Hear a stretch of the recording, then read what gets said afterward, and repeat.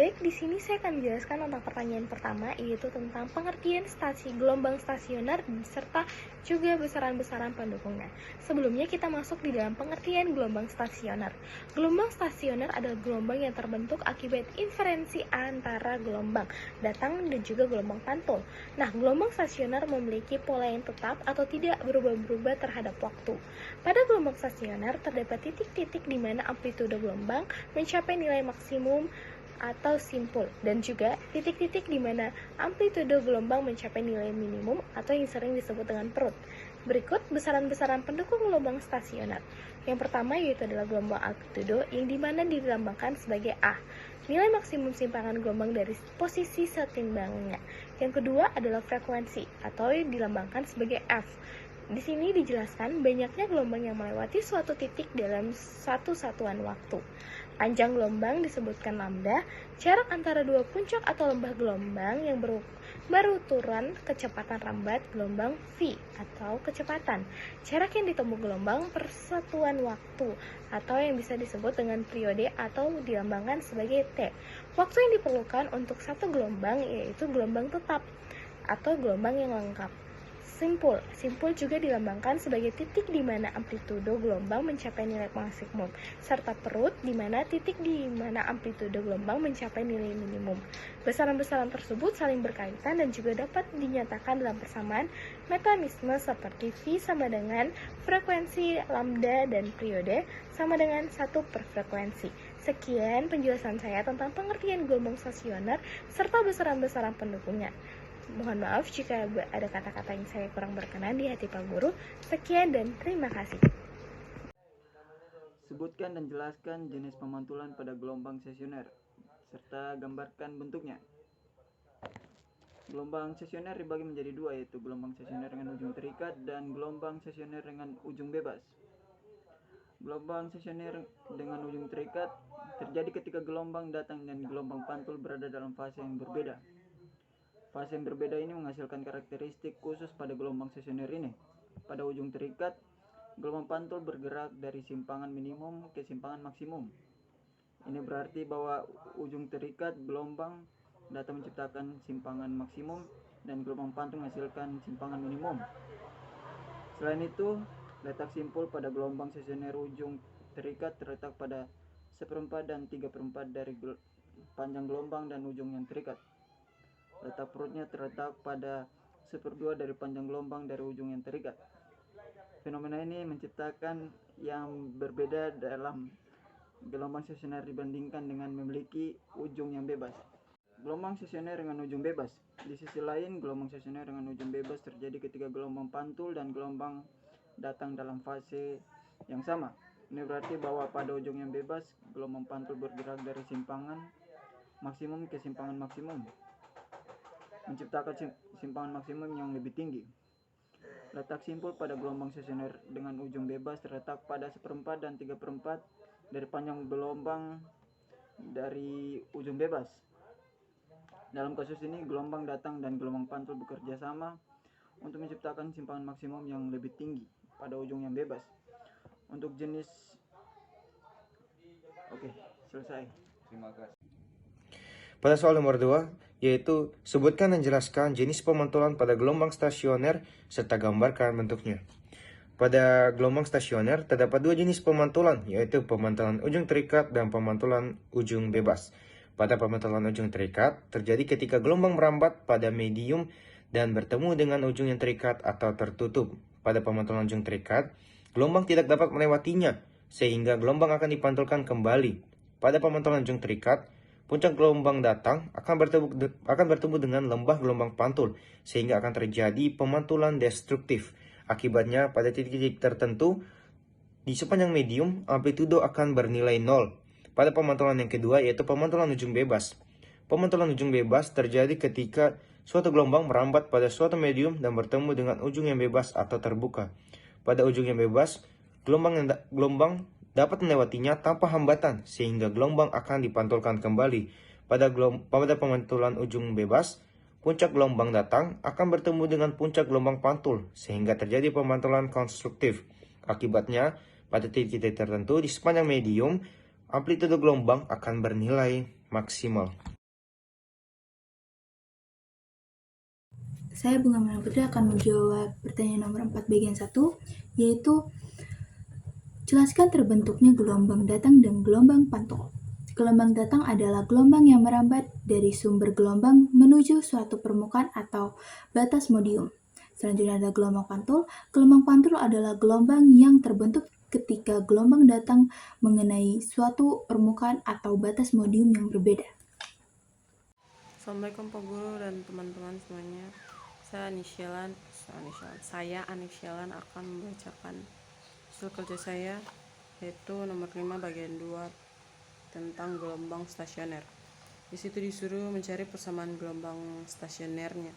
Diketahui panjang tali 120 cm, X dari penghalangnya itu 40 cm, F sama dengan 1/8 Hz, amplitudenya 16 cm, V-nya sama dengan 4,5 cm per sekon. Itu dirubah jadi meter per sekon, itu jadinya 0,045.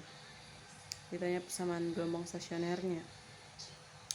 Rumus persamaan gelombang stasioner itu Y sama dengan 2A sin Kx cos omega T. Itu kita kasih masuk dulu seperti di gambar ya. Kita kasih masuk Y sama dengan 2 sin, itu kita kasih masuk 2 nya 2 tetap, A nya amplitudenya sudah diketahui itu 16 sin. Dalam kurung dicari dia punya K nya.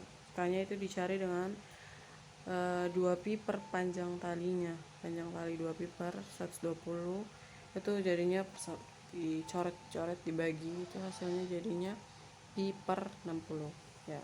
Terus pi per 60 dikali 40 itu X nya dari penghalang, terus dikali 40 cos dalam kurung omeganya dicari dengan cara 2pi dikali amplitudenya itu 16, jadi hasilnya 18 pi.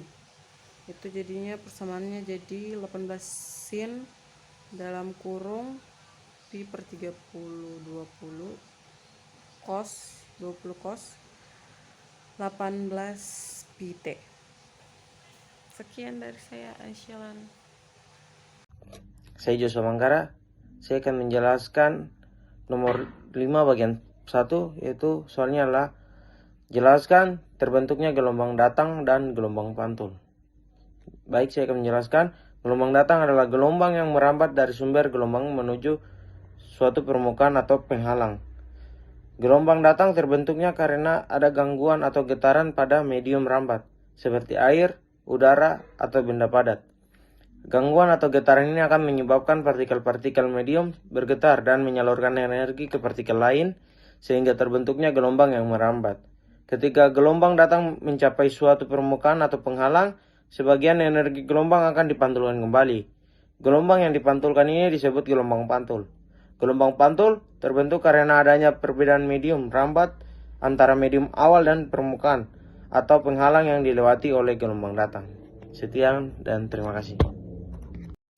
Baik teman-teman, sesuai yang diketahui tadi, di mana yang diketahui adalah X sebesar 63 cm, sedangkan F sama dengan 1/8 Hz, terus A nya sebesar 16 cm, dan terakhir V sebesar 4,5 cm per sekon.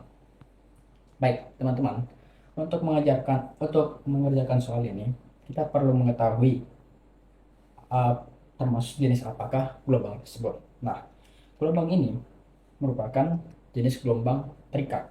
Kenapa saya bilang terikat? Karena pada saat dia mengalami pantulan, gelombang mengalami pantulan, dia ujungnya akan membentuk sebuah simpul atau dia akan tidak terbuka, sehingga maka dia bisa disebut dengan ujung terikat. Oke, karena dia ujung terikat, Oleh karena itu persamaannya menjadi Y sama dengan 2A dikalikan dengan sin Kx cos omega dikalikan dengan delta T. Ini merupakan persamaan dari gelombang stasioner ujung terikat. Setelah kita mengetahui persamaan yang digunakan untuk mencari persamaan gelombang, kita perlu mengetahui, kita mencari, karena kita tidak tahu nilai K dan omega di dalam soal, tidak diketahui. Oleh karena itu kita perlu cari tahu berapakah nilai K dan omega tersebut. Teman-teman, perlu dicatat bahwa K rumusnya adalah K sama dengan, perlu diingat ya, 2pi per lambda. Ini merupakan rumus K. Dan rumus omega sendiri mempunyai rumus, yaitu dengan omega 2pi per F. Oke, lanjut ya teman-teman. Kita kerjakan yang omega, karena F nya sudah ketahui, yaitu F sebesar 1/8 Hz, sehingga omega sama dengan 2pi dikalikan dengan 1/8 ya. Tadi sesuai 1/8 dari mana? Karena F nya sama dengan 1/8 Hz. Di sini kita bisa bagi 2 atas bawah, 2 dibagi 2 1, 8 bagi 2 sama dengan 4, sehingga kita dapat nilai omeganya sebesar pi kali 1 sama dengan pi, 8 bagi 2 adalah 4, jadi omeganya sama dengan pi per 4. Kita dapat satu nilai omega ya. Lanjut, kemudian K sama dengan 2pi per lambda. Karena lambdanya tidak diketahui dalam soal, maka kita perlu cari lagi nilai dari lambda tersebut. Lambda berumuskan, yaitu sama dengan lambda rumus V per F, di mana V-nya kita ketahui 4,5 cm per sekon, 4,5 per F-nya tadi yaitu 1/8. 1/8. Oke. Ya, kalau ada pembagian dibagi dengan pecahan, maka tipsnya langsung kalikan atas saja. Itu kalau untuk perkalian 1 ya, langsung 4,5 dikalikan dengan 8 dikali ya teman. 4,5 kali 8, 5 kali 8 40, 4 kali 8 32, berarti 32 tambah 4 sama dengan 36. Nah, berarti lambdanya sama dengan 36, tepat lambdanya. Langsung kita substitusi ke persamaan yang di sini, sehingga kita dapat K sama dengan 2pi per lambdanya adalah 36. Oke, karena atas bawah bisa dibagi 2, kita langsung coret. 2 bagi 2 1, 36 bagi 2 masih 18 sampai sekarang. K sama dengan pi per 18. Oke, kita dapat dua persamaan, dan K sama dengan pi per 18 dan omega sama dengan pi per 4. Mengetahui nilai K dan omega, langsung aja kita substitusi ke persamaan gelombang stasioner yang khusus terikat ya. Y sama dengan 2, A nya tadi sebesar 16 cm, 16 sin K nya kita tadi dapat pi per 18, pi per 18. Ingat, X nya tadi kita sudah dapat dari soalnya, itu sebesar 63 cm. Substitusi juga 63 cos omeganya tadi pi per 4, pi per 4, karena T nya tidak diketahui dalam soal, kita tulis saja T nya. Oke, ini 4 ya. Oke, langsung kita lanjutkan. Y sama dengan 2 dikalikan 16, 2 kali 16, Y sama dengan 32, pi per 18 kalikan 63. Ini bisa dicoret. 18 dan 63 merupakan dua bilangan yang bisa dibagi dengan 9. 18 bagi 9 adalah 2, dan coret. 63 bagi 9 adalah 7 ya. Kita langsung turunkan ke persamaan di bawah. Sin pi dikali 7 maka sama dengan 7 pi per 18 bagi 9 adalah 2 cos pi per 4 T. Oke, ini merupakan persamaannya. Y sama dengan 32 sin 7 pi per 2 cos pi per 4 T. Ya, ini merupakan persamaan dari gelombang ini. Ya, habis videonya. Oke, sekian, terima kasih.